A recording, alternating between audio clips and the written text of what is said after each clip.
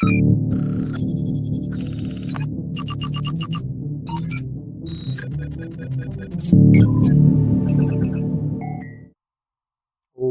going on, guys? What's going on? All right, so let's now continue on with where we left off, and this time we'll be adding a little bit of loops. So this might be a 2 or 3 tutorial video. Why? Because loops are quite different and the way they behave is a little bit different, so I'll explain them differently. Now, for us to understand loops are actually there to help you make a decision within the program. So we are going to continue on using this program that we created, modifying it and adding information. But remember, a program is a top-down item, so it starts from the top going to the bottom, meaning that it will read these lines first before it comes and reads these lines for now. Now, within our looping system, we've got different types of loops. One of the first loops that I want to introduce to you is something called an if statement. Now, an if statement is a looping system that allows the program to make a decision based on a given input, and it chooses based on what you've given it. Now, imagine that a program can do all of this, but you only want to do one of these things. So we can have some form of a system that tells you, all right, for you to do addition, do this. For you to do subtraction, do this. For you to do this, do that. Now, how are we going to do that? I'm going to start by giving our user what you call choices. Now, as we give our user choices, what are we going to say? We are going to tell the system to output a statement that says to the user, all right, so let's say for addition, press 1. Yeah, so for addition, press 1. For subtraction,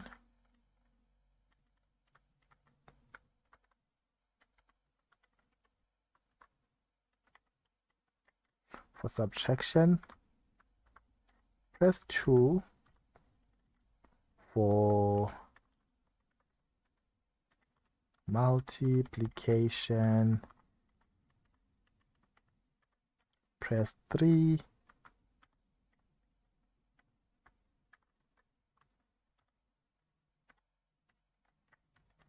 For division, press 4. And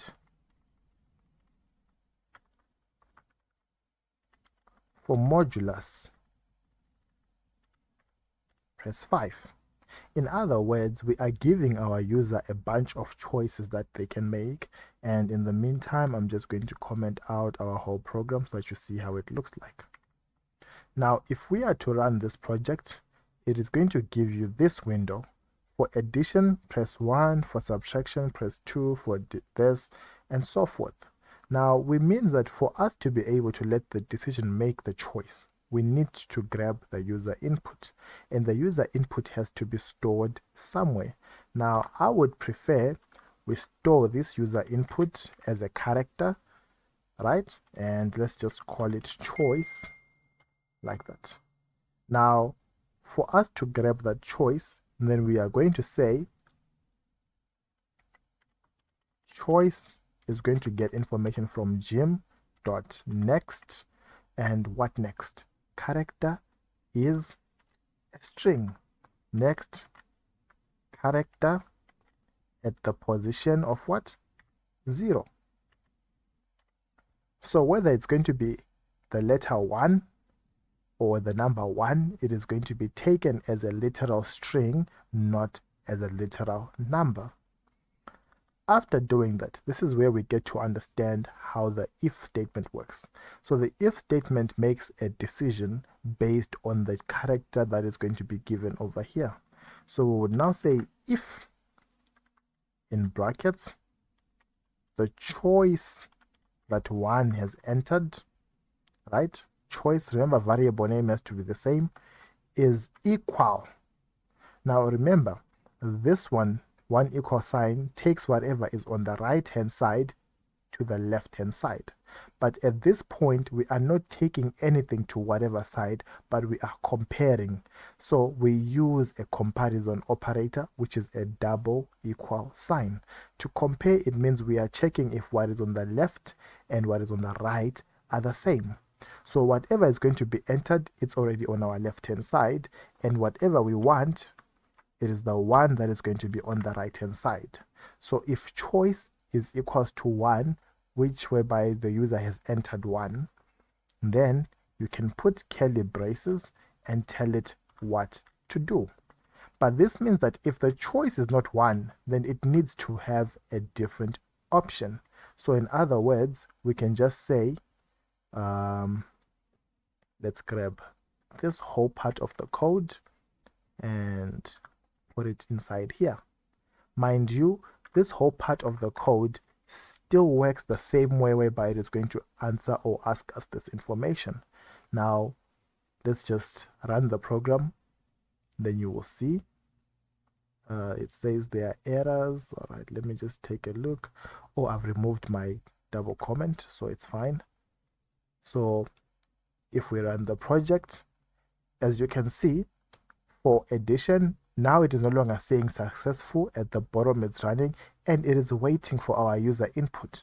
So if we enter 1,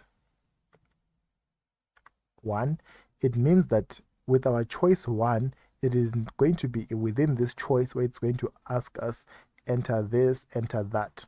So if we say enter, you will see it will start saying what? Enter first number.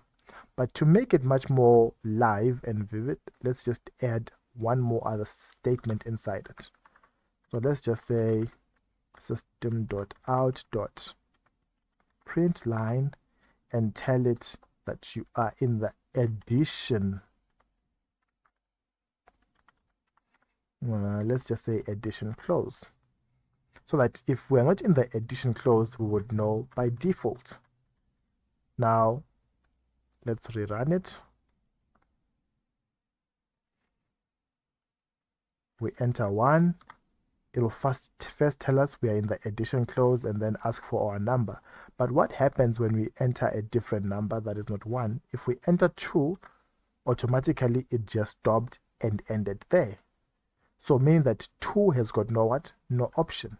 Now, for you to understand an if statement, you need to understand that an if statement always has a second option, which we define as else.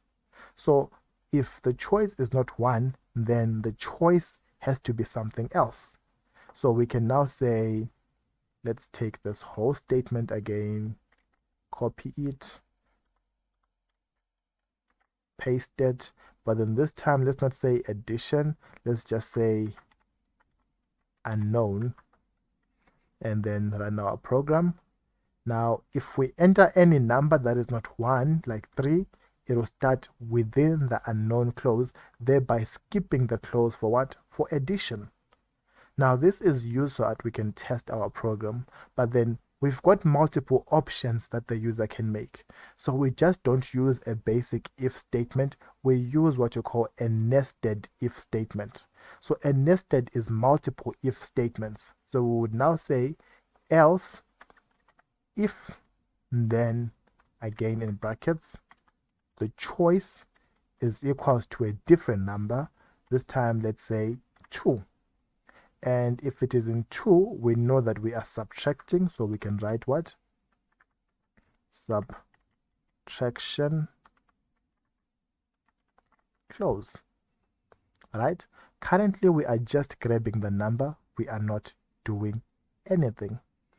Now, meaning that if the choice is not 2, me being lazy, choice is 3, it means that we are multiplying, so we can write multiplication close.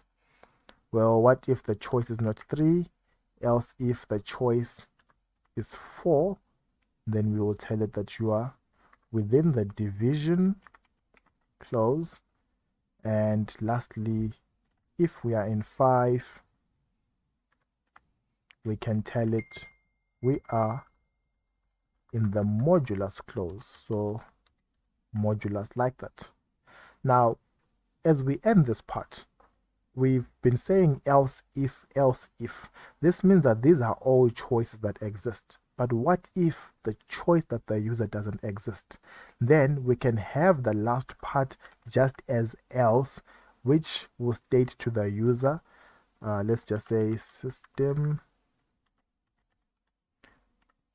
dot out dot print a line and say to the user,